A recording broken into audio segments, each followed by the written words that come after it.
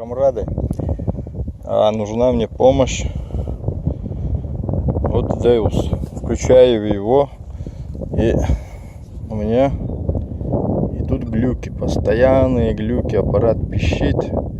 Сейчас вам дам послушать, что я делаю, например, и что он делает. Вот включаю его, ставим на землю, и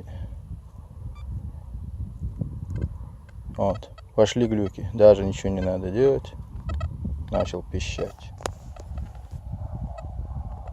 Вот такие глюки, постоянно двигаешь, он глючит, на высоте глючит. Электролиния, вон где далеко.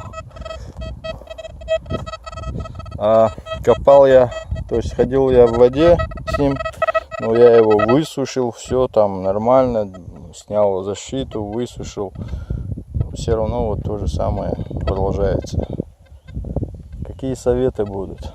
Что можно сделать или что нужно сделать? Почему он пищит? Малейшее движение, он пищит.